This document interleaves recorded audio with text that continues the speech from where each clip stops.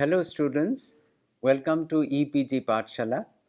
I am Professor Shishir Basu from the Department of Journalism and Mass Communication, Banaras Hindu University, Varanasi.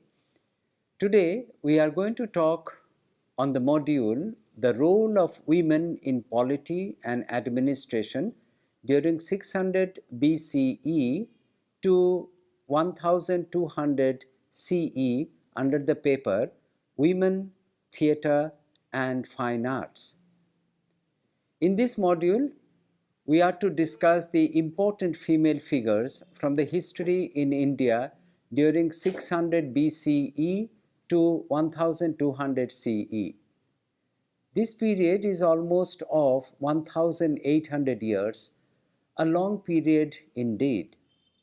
The concentration of our discussion will be on the kingdoms of Mahajanapada located in the broad Indo-Gangetic plain. The time and the socio-cultural environment were not conducive for women to come out and participate in politics and administration. But there were some remarkable women who did great work and placed themselves in leadership positions. In this module, the objectives are the following. Identify and present some remarkable women figures during the Buddhist period. We will discuss about Helena, a Greek woman getting married to the Mayura king Chandragupta Maurya. We shall portray the important roles played by the Sanghamitra, Sujata and Gautamiputra Satakarni. The discussion will be on the characters of Malavika as depicted by Kalidasa and Basavadatta, a tale of Gupta period. We will describe the establishment of Lohara dynasty in Kashmir by Didha, who was a ruler there, and we shall also discuss about the rulers whose kingdoms were on the eastern Ganga. Let us start with the introduction. Mahajanapadas, literally great kingdoms, refers to 16 monarchies and republics that stretched across the Indo-Gangetic plains from modern-day Afghanistan to Bangladesh in the 6th century BCE. Prior to and during the rise of Buddhism in India, these were the place, 16 monarchies. They represented a transition from a semi-nomadic tribal society to an agrarian-based society with a vast network of trade and highly organized political structure. Many of these kingdoms functioned as republics governed by a general assembly and a council of elders led by the elected king council. The Mahajanapadas are the historical context of the Sanskrit epics such as Mahabharata and Ramayana, as well as Puranic literature, the Itihasas. They were also the political and social context in which Buddhism and Jainism emerged and developed. Most of the historical details about the Mahajanapadas are culled from Sanskrit literature. Buddhist and Jain texts refer to the Mahajanapadas only incidentally. Status of women in the Buddhist period. Many evil social practices like the practice of pre-puberty marriages, denial of right of women to education and also to mate selection etc. were imposed on women during the periods of Brahmanas and Puranas. In the Buddhist period, the position of women improved to some extent. In the religious field, women came to occupy a distinctly superior place. They had their own Sangha called Bhikshuni Sangha, which provided avenues of cultural activities and social services. They got ample opportunities in public life, however, their economic status remained unchanged. Queen Maya of Sakya was the birth mother of Gautama Buddha, the sage on whose teachings Buddhism was founded, and the sister of Mahapajapati Gautami, the first Buddhist nun ordained by Buddha himself. In Buddhist tradition, Maya died soon after the birth of Buddha, generally said to be 7 days after his birth, and came to life again in a Buddhist heaven, a pattern that is said to be followed in the births of all Buddhas. Thus, Maya did not raise her son, who was instead raised by his maternal aunt Mahapajapati Gautami. Maya would, however, on occasion, descend from heaven to give advice to his son. Sujata. Pali tradition believes that every Buddha was offered milk rice from some maiden just before his enlightenment. For example, Vipassi Buddha accepted the milk rice from daughter of Sudasana Setti. Shikhi Buddha accepted it from daughter of Priyadasi Setti. Vesavu Buddha accepted the milk rice from Siri Bandhana. Kakasandha Buddha accepted the milk rice from Brahmin girl Vajrinda of the village of Suchirinda, Konagama from a Brahmin woman Agasuma, and Kasapa Buddha from his wife Sunanda. Last in the list is Gautama Buddha, who accepted the milk rice from Sujata, separating from the 5 monks with whom Gautama had undertaken several ascetic penances in Uruvela for the enlightenment after having left his 2 gurus, namely Alara Kalama and Udhaka Ramaputta. He sat under a banyan tree called the Ajapala Nigrodha. As he sat and felt that the extreme austerities for the spiritual achievement was not a necessary condition to realize the spiritual goal, the natural human drive for the normal human food once again became operative in him. His desire was, however, fulfilled by a woman named Sujata, who offered him the milk rice. Sujata, a daughter of the landowner of the village Senani near Uruvela, had once pledged that she would offer the milk rice to the spirit of a tree if she gave birth to a son. As her wish was fulfilled, she asked her maid Punna to visit the tree and prepare the place for offering. When Punya visited the place, she saw Gautama sitting under the tree. She then mistook him to be the tree deva and reported the matter to Sujata, who, in a great joy, reached the spot and offered him the milk rice in a golden bowl. Gautama accepted the bowl, walked to the river bank, bathed in the Supati Hita, and then ate the food.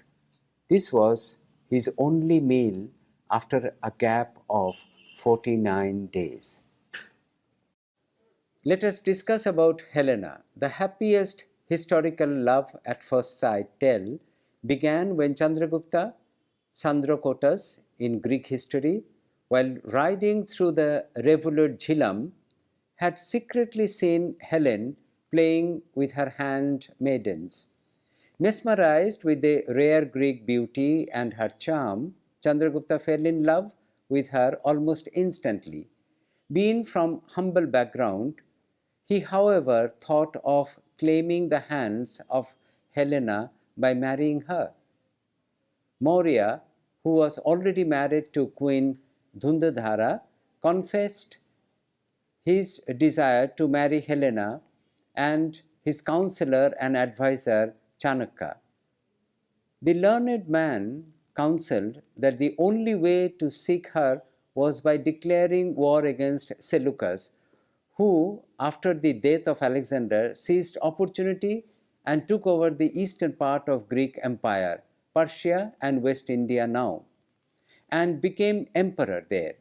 However, This was only possible by conquering North India, which was under the Nanda Empire.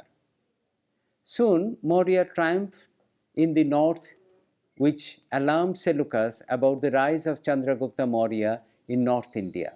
Meanwhile, Chandragupta Maurya had expressed his love to Helena by sending messages through carrier pigeons. Helena too was smitten by this ardent suitor from India.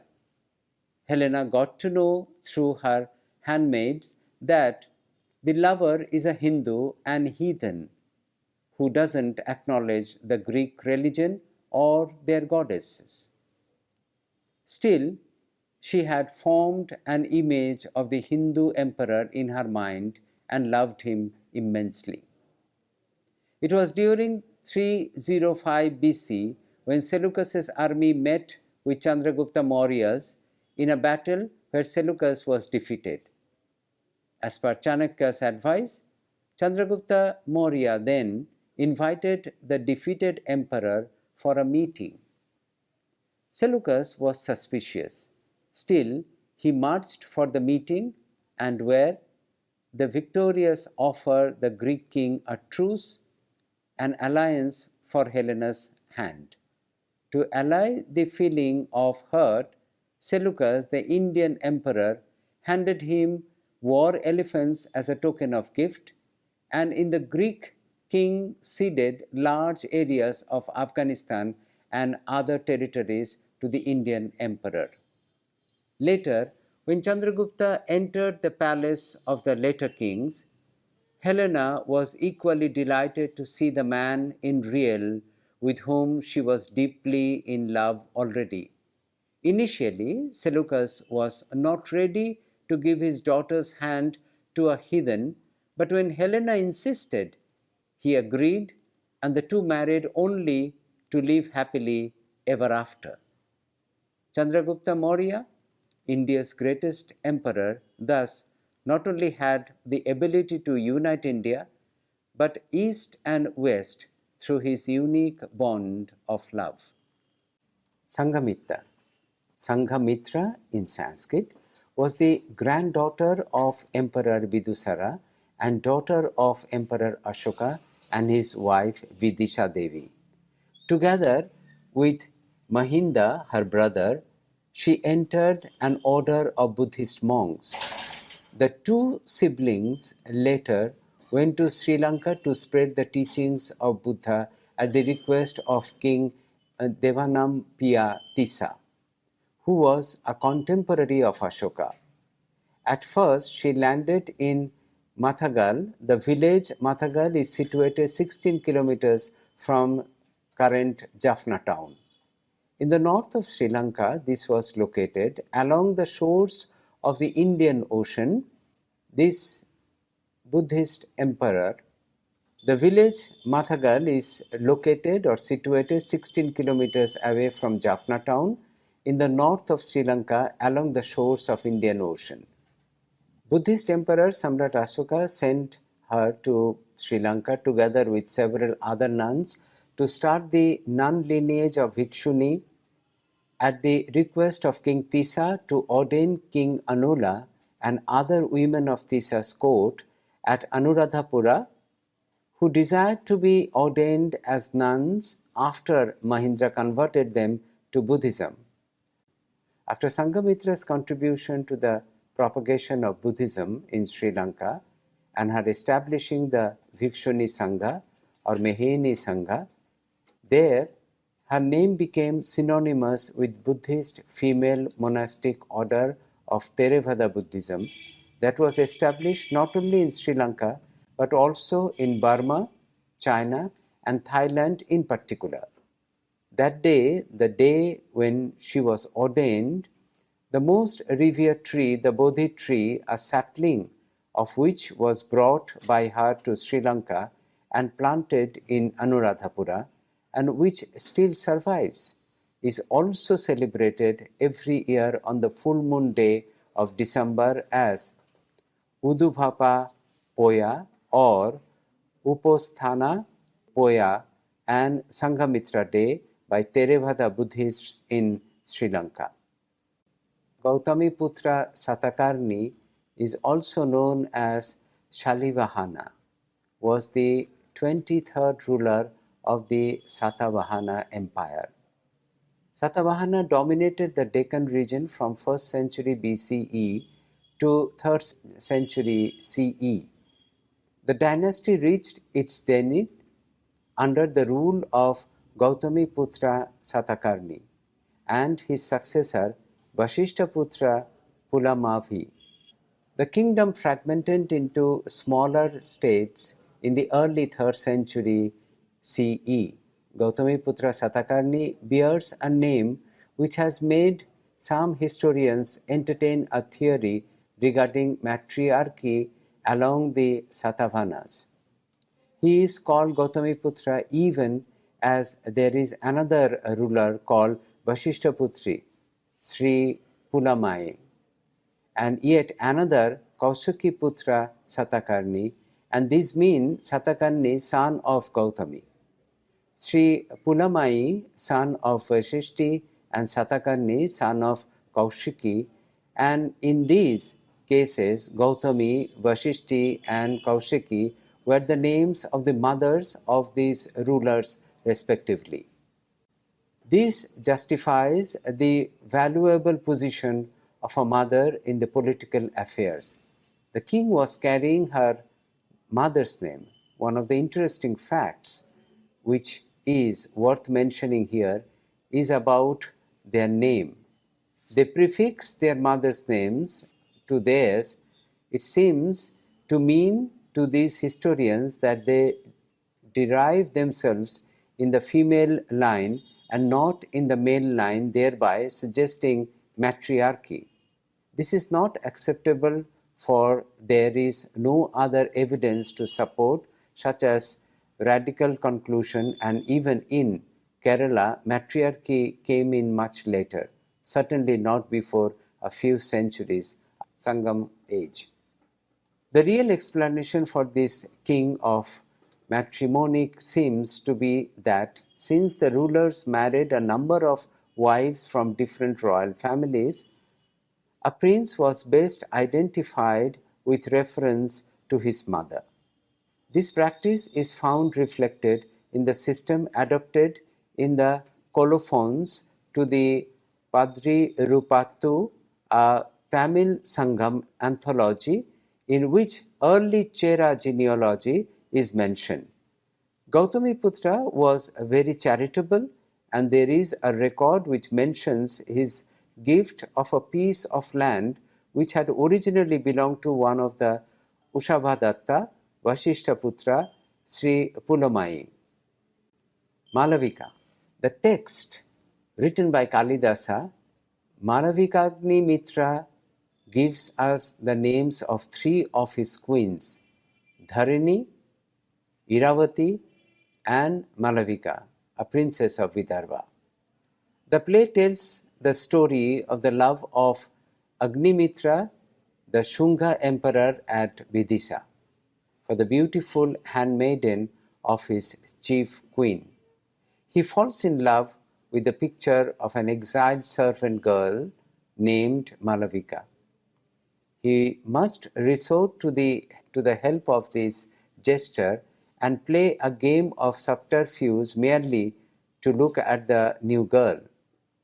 When the queen discovers her husband's passion for the girl, she becomes infuriated and Malavika was imprisoned.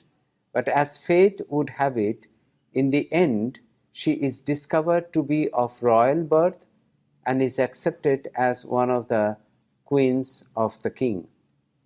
In a struggle of supremacy during the 5th century BCE, the growing state of Magadha emerged as the most predominant power in ancient India, annexing several of the Janapadas.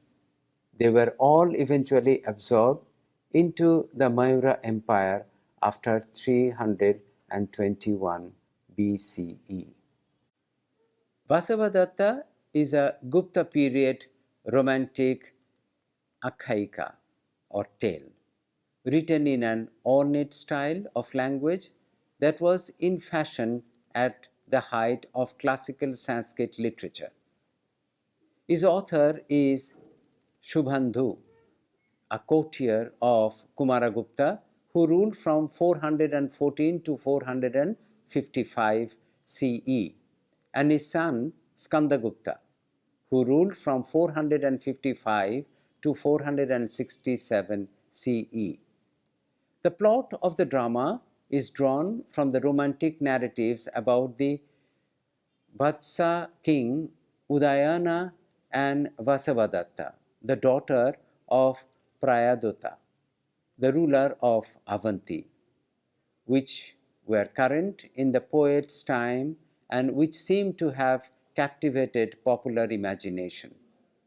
The main theme of the drama is the sorrow of Udayana for his queen Vasavadatta, believed by him to have perished in a fire, which was actually a rumor spoken by a minister of Udayana to compel his king to marry Padmavati, the daughter of the king of Magadha.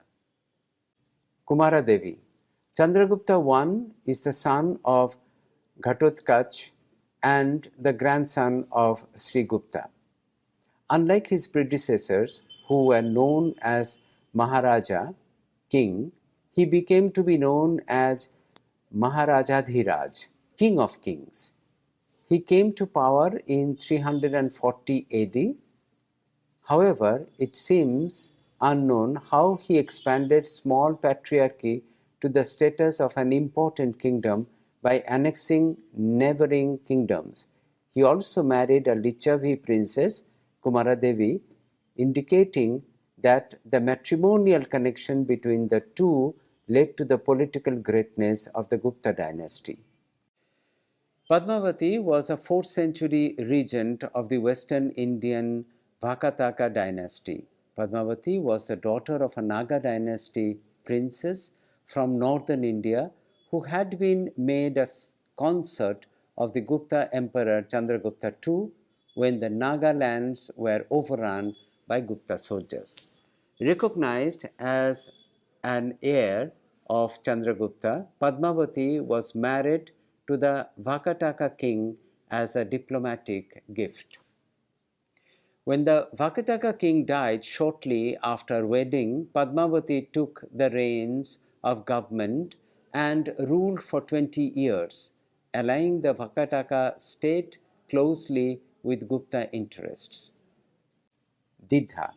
The Lohara dynasty was the Hindu rulers of Kashmir between 1003 and approximately to 1320. The early history of the dynasty was described in the Raja Tarangini, Chronicle of Kings, a work written by Kalahana in the mid-12th century, and upon which many and perhaps all studies of the first 150 years of the dynasty depend. Subsequent accounts, which provide information up to and beyond the end of the dynasty, came from Jona Raja and Srivara.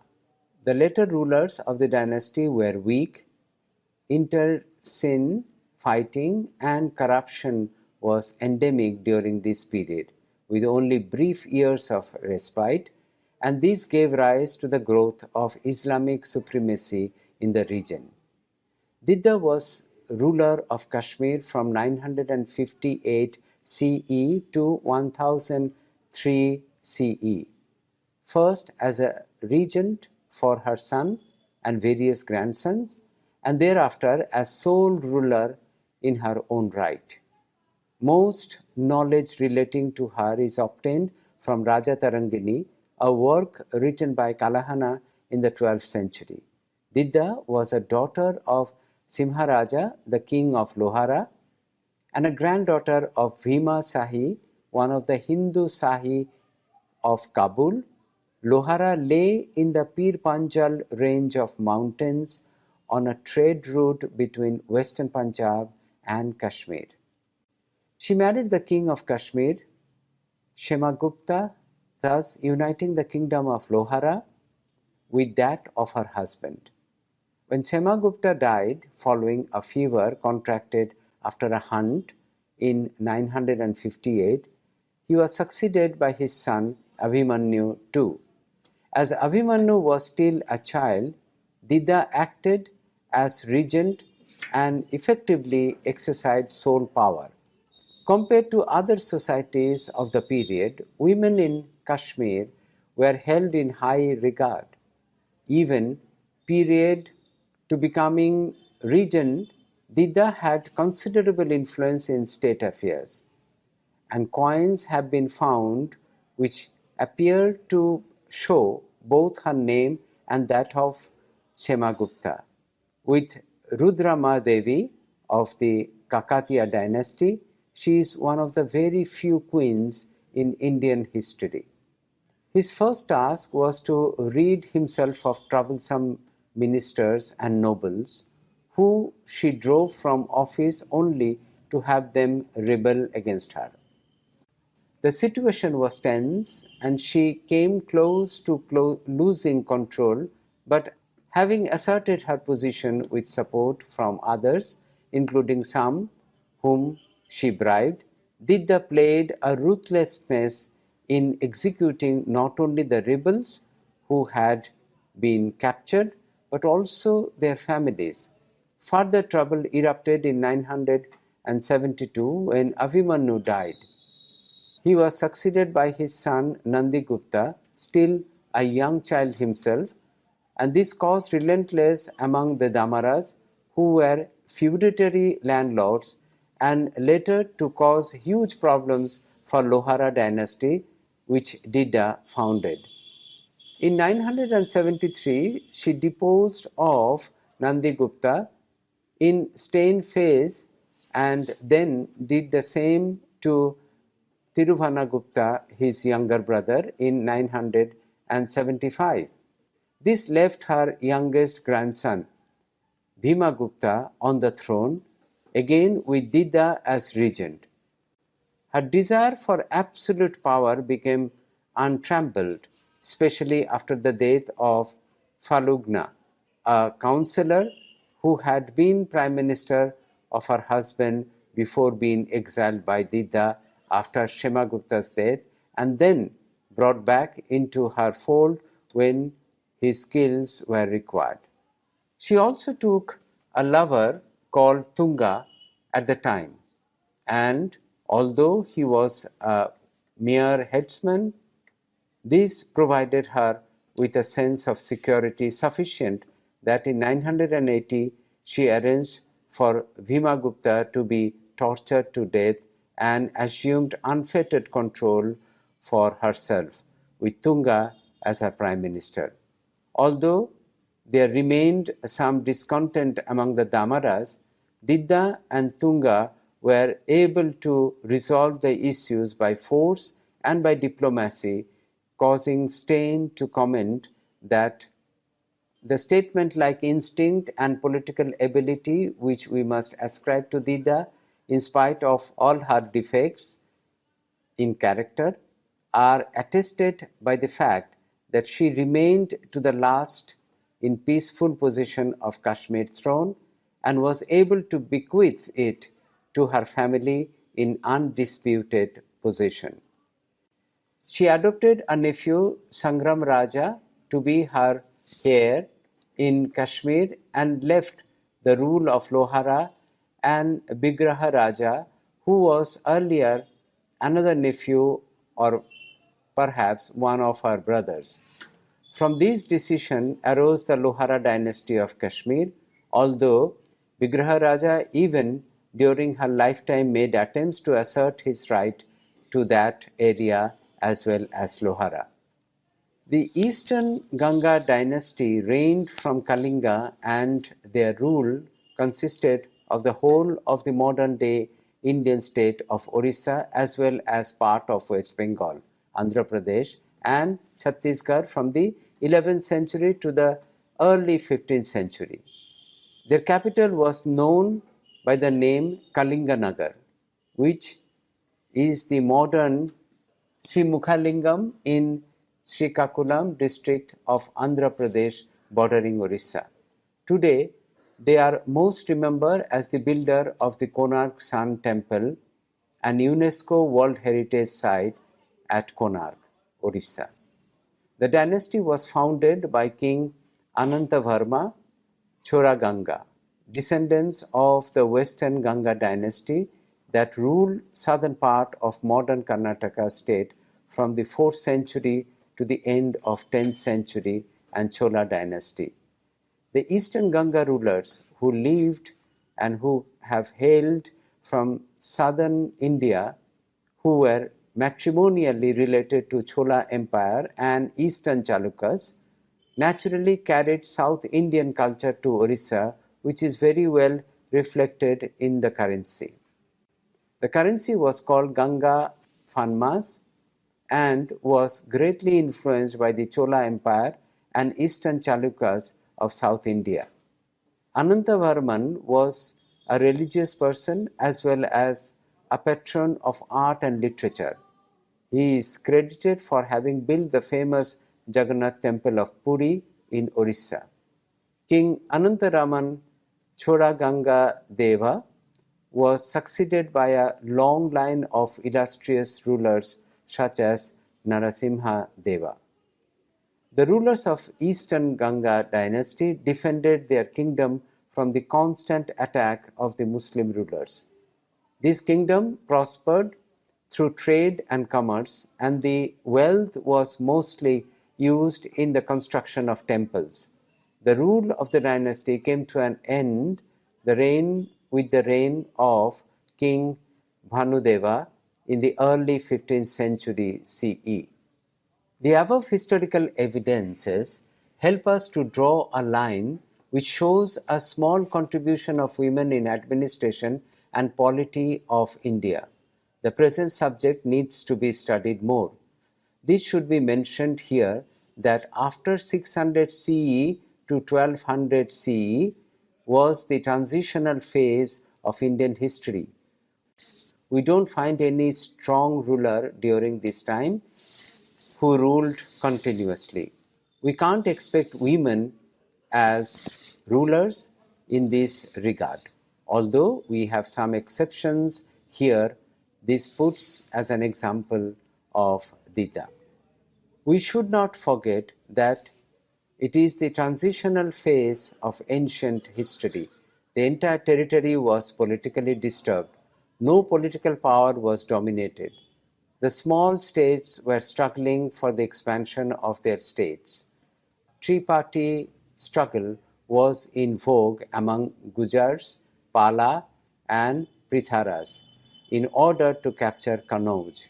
After Harsha, it was found to be the capital of India. South Indian states like Chola was interacting with South India and Southeast Asia for the expansion of their art, culture, and trade. Therefore, no artistic and qualitative work was going on. Even in literature, no texts were written. Only the commentary was coming into the existence. In this situation, women were confined to their boundaries. They didn't prefer to come outside. We have rarest evidences of women participating in any of these activities. So the students, let us now summarize what we have learned in this module. In this module, we have discussed about the prominent female figures who were in politics and administration during 600 BCE and 1200 CE, a period of 1800 years. During this period, the politico-cultural environment was not conducive for women to be in politics and in administration. Hence, some remarkable women came forward and a few of them reached the zenith of the power structure and ruled there. During Buddhist period, we have the examples of Maya, the first Buddhist nun ordained by Buddha himself. This was unprecedented and unthinkable during that time. Sujata was a figure that is talked of any Buddhist literature. Sujata was the one who offered the milk rice to Buddha. After consuming it, Buddha regained his physical energy to continue his progress in the path of enlightenment. We have had discussion about some more prominent female figures such as Sanghamitra and Gautami Putra Satakarni. There were some figures which got prominence in literature written by Kalidasa, such as Malavikagni Mitra and Basavadatta, a tale produced during Gupta period. The Greek female figure who got married with Maurya king Helena was also prominent. The love story of Helena and Mayura and acceptance of the same was a path-breaking incident. Didda was a female character who was able to establish Lohara dynasty in Kashmir, again something new and unprecedented. This Lohara period of Didda's achievement was well depicted in Raja Tarangini. It is hoped that these incidents and remarkable figures will inspire you and help you to investigate further and read further to increase your knowledge. Thank you for being with us.